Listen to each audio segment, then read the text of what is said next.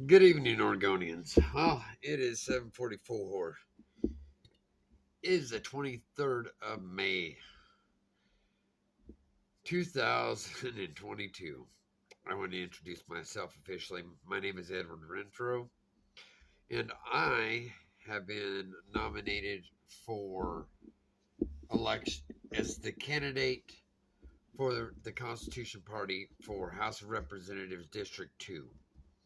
District 2 goes from Scottsburg to Elkton, over to Drain, across to I 5, south through Yoncalla, Rice Hill area, into Sutherland, down the Umpqua 138 area, then goes into North Roseburg, kind of southwest Roseburg, up into the Melrose area, then cuts across, goes up into the Glide, Diamond Diamond Lake area, and all that up 138.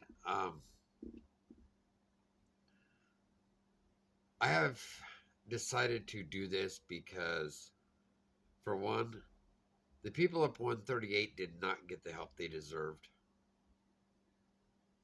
after the 2020 fires. Now, me being an ex wildland instructional firefighter, I know what these people need, and they're not getting it. The FEMA trailers that should have been on these people's property have been setting over at the coast for God knows what reason. We still haven't found out why these people haven't gotten the FEMA trailers that should be on their property. These FEMA trailers should be brought to them onto their property where they can actually work their property, start rebuilding, not having to pay rent or whatever at another place to survive. Now, me, I am originally from Wallowa County, Oregon. I graduated high school, Wallowa High School. Born Enterprise, raised in Wallowa, Oregon. I moved over to the Valley in 1998, originally in the Salem area. Due to situations with relationships and stuff, in 2009, I moved to Cottage Grove. Due to situations with relationships and stuff, 2020, I moved to Rice Hill, Oregon, which is right outside of Yoncalla. And I was in Rice Hill when we were being snowed on in 2020 with ash. We keep hearing carbon footprint and carbon this and carbon that from environmental groups in the Democratic Party. Well, I'm going to challenge the Democratic Party and these environmental groups right here, right now. If we were allowed to log the fires that we have had over the last 30 years, and if you drive up 138, you'll see that we haven't been allowed to. You drive up to Wickiup Reservoir, Davis Lake area along the Cascade Lakes Highway. There's a fire from 1996 that we didn't get a log. And it's just standing. It hasn't been replanted properly, or it would have been growing by now. You're talking a fire that's what, 30 years old? It doesn't have a tree taller than 8 feet in it because you let it regrow naturally. We didn't go in there, log it, replant it, and get it growing. For all of you that go across Highway 22 toward Santiam Pass, you've seen the B&B complex from 2003 that wasn't logged and replanted properly. But we keep hearing carbon footprint, carbon footprint, carbon footprint. If we were allowed to log these fires and replant properly, we have natural carbon scrubbers. Now, we haven't been allowed to maintain the forest properly since the early 1990s. Some places earlier than that, the late 80s. And that's what's causing these drastic fires. We haven't been allowed to thin properly. We haven't been allowed to introduce fire properly, as in control burns. And guess what you get? You get storm damage, you get dead timber, you get storm damage that's on the ground that's dried and dead, and you get massive fires. This isn't all climate change. If this was all climate change, you want to blame climate change for everything. Climate change has been happening for millions and millions of years. Okay? If climate change didn't happen, we wouldn't be here. The dinosaurs would still be roaming the earth, or would it still be in an ice age, and there wouldn't be anything here. Climate change has been happening for millions of years, and we figured it out. The late 80s, we heard there was a hole in the ozone and the whole earth was going to burn up by 2000. It is 2022. The parties that were talking about Y2K epidemic and everything that was supposed to end then, that didn't happen. You know, we were supposed to be, the earth was cooling off in the late 70s, early 80s, and we are going to go into another ice age. That didn't happen. Then the hole in the ozone that was going to affect everybody, and we were all going to burn up. Where's that at now? There have been so many myths about changing weather that they won't look at it as what it is. It's a cycle.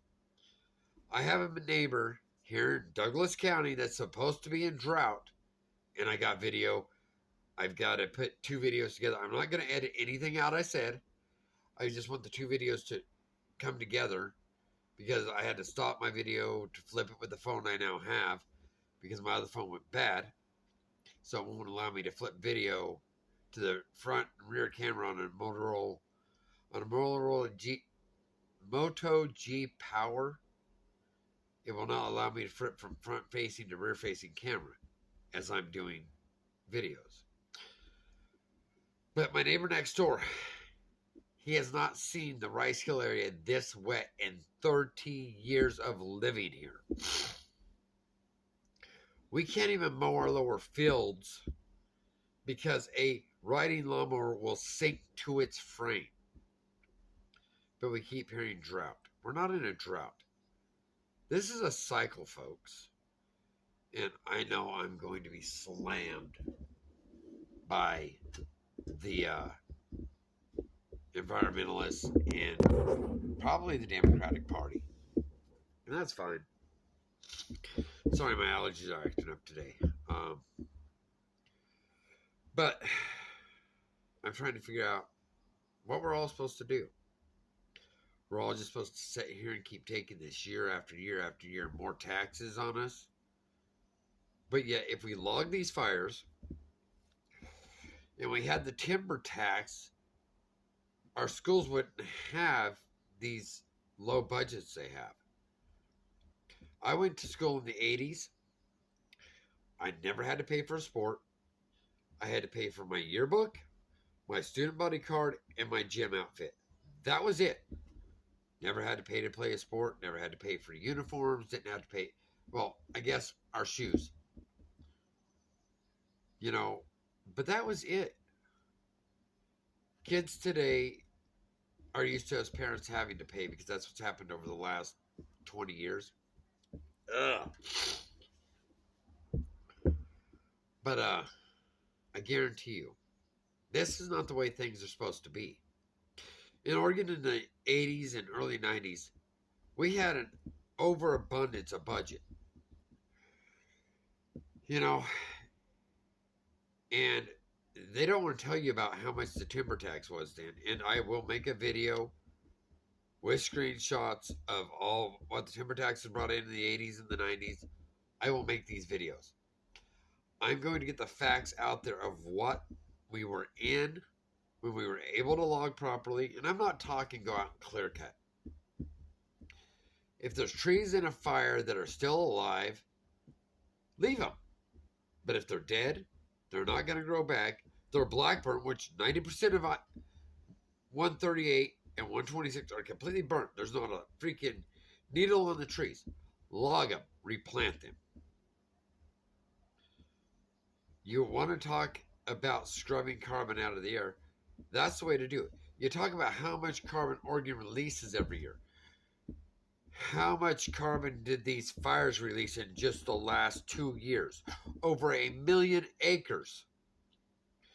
Places like, well, not quite Glide, but the outskirts of Glide area, the Narrows, and above that up 138, houses burnt, Rock Creek Fish Hatchery, all the buildings around that melted. Metal melted. The fire was so intense. Almost every house on Rock Creek was gone.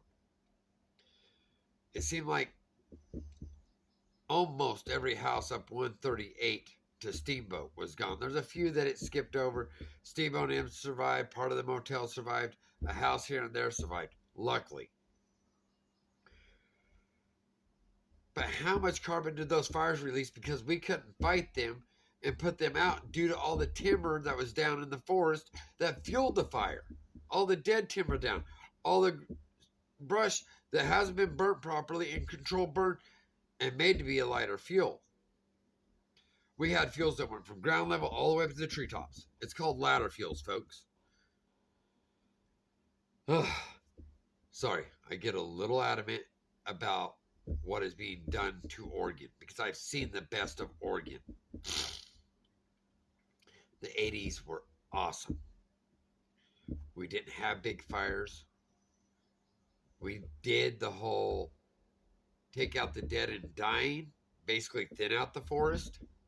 That's why there was a lot of skid trails in the forest. You couldn't really line log. Where they did line log, it wasn't as easy. They used helicopter logging. Actually, outside of Cottage Grove, they used balloon logging back in the 70s. I think my dad was a little insane for working on it, but that's okay. I love Oregon. I'm here for Oregonians. That's what this is about. It's not about me. By the time these fires are replanted and regrowing and get to the heights where they'll be beautiful, they need to be thin, they need to be this, they need to be that. I'm going to be 80 some years old. I'm 43. Figure 40 years from now, they need to really start thinning these forests and everything. I'm probably going to be close to death. This isn't about me. This is about my kids. Well, my oldest daughter will be in her 60s by then. But my grandchildren, my grandson's 6. He'll be able to show his grandson what it should be like. He'll probably be, so my daughter will be showing her grandchildren, my great-grandchildren, Oregon forests. That's what this is about. This is about generations down the line. Rebuilding Oregon for generations beyond us. To show them what Oregon is really about. There has been so much separation of people. We have Black Lives Matter. We have the LGBTQ community. I think I got all that right. And these parties have tried to separate us and separate us and separate us. It needs to stop, folks. It's got to stop. My biggest fear is we keep getting the separation of people. I don't care what race you are. I don't care what your religion is. I don't care what your sexuality is. There are good and bad in every race on this earth. It's not about race. It's about good and bad people. Everybody talks about these mass shootings. And they want to take away guns. They want us to lock up our guns. You're locking up guns so somebody can break into your house. Criminals don't care about laws. So you're affecting people that could possibly defend you or you defending yourself because people are taking away your rights. That's not what America's about. That's not what Oregon is about. This whole new legislature that has to be in a safe with a gun lock. So I have to tell a criminal that breaks into my house with a gun, wait a minute, I got to get into my safe. So me and my family end up dead. Just worst case scenario. My house has never been broken into, but what about that person's house that is broken into by somebody with a gun? I'm looking at what Oregon used to be and what Oregon can be again. If everybody works together, instead of trying to separate us, why not bring us together? John F. Kennedy, a Democrat, not ask not what this country can do for you, but what you can do for your country. Well, not ask what the state can do for you, ask what you can do to help the state of Oregon become a better place. I don't like the Republican Party and I don't like the Democrat Party. I don't like what they've done. I don't like this separation of people. I don't like this division of people. I don't like the fighting, the backbiting. I don't like Oregonians not being told about House bills and Senate bills so we can have a say on it. If they're not telling us the House and Senate bills, how are they serving us? As District 2 House of Representatives, I promise you one thing. As soon as the bill hits the floor, you will know about it. Because more than likely, I'm going to go live on YouTube, or you're going to have a video on YouTube that night, as soon as that Senate bill hits. And I will not vote on it without the input of the Oregon people. I will refuse to vote on it. Oregon people deserve that. They deserve to have a say in every bill that's passed. This isn't about me. This is about the people of Oregon and making Oregon a better place for our kids, our grandkids, our great-grandkids, and generations beyond them. Back when I was a kid, due to environmental groups and a owl, the northern spotted owl, which was only supposed to be in old growth forest, which they've now found in second growth, third growth. They found some in barns. My dad and my uncles lost their logging business. My mom and dad lost their saw shop. My mom and dad ended up divorcing. All the stress that put on us was unbearable. You will never know the pain of watching your family lose everything. My childhood home was sold. I watched people lose their homes, lose their log trucks, lose their businesses because of what? An owl that I don't think, or in my opinion, I don't think there was enough evidence covered to make sure that it wasn't growing in new growth. It wasn't growing in they weren't in second growth timber. They weren't moving like all animals do.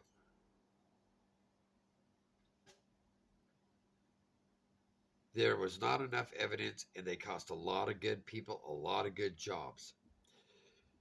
In the 1980s, we went from over 100,000 timber jobs in Oregon to right around 15,000 in 2019. This is the last time I checked the number, and I bet it's lower now than it was then. In any industry, that would be considered an epidemic of job losses. And where were our House representatives? Where were our senators? Nowhere to be seen. So since the 80s, the Democrats and Republicans have let us down because the special interest groups that were donating money to them. You can't tell me these people that have been in the House of Representatives and the Senate this long and are multimillionaires, made it from making $30-some thousand a year and $150 per day per diem. How do you become a multimillionaire from that? Just a question. You don't. I guarantee it. So, there's a lot of things that the Oregon people need to think about. Am I upset? I'm upset at the Democrats and Republicans both. Do I sound like a conservative? I think I'm considered a moderate conservative because I don't believe in going in and just logging everything. I believe there's a lot of things that need to be changed.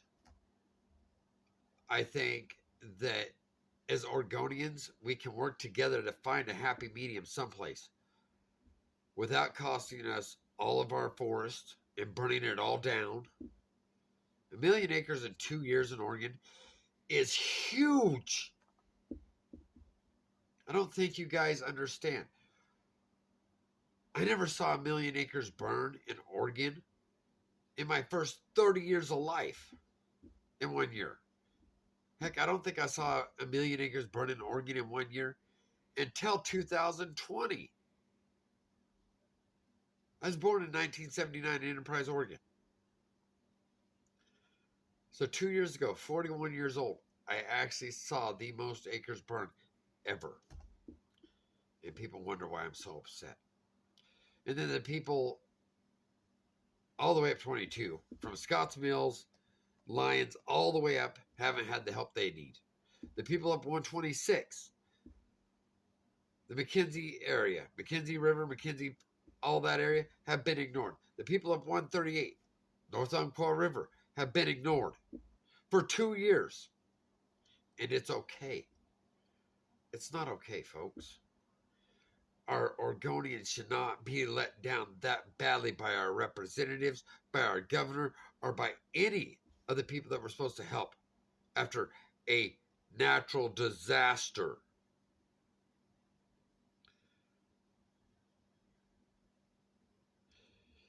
We have earthquakes in California. We have tornadoes all the way up Tornado Alley. We have hurricanes in New Orleans, Alabama, Florida, the whole East Coast. And what did the government do? Boom! Everybody was there. Oregon burns. Places like Paradise, California aren't rebuilt yet. Weed, California aren't rebuilt yet. Why?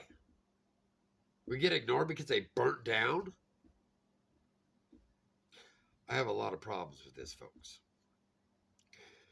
The storms of 2019 from 97 west devastated Oregon. On Highway 58, there was 1,000 trees per mile. That's on a highway that was taken care of. The trees were cut back, thinned out, and there was still 1,000 trees a mile. Imagine what happened up in the forest. And now that timbers was sitting there for 2 years, 2 summers before we got the major fires. Now the timber that didn't burn yet, that all of this down timber's been setting in.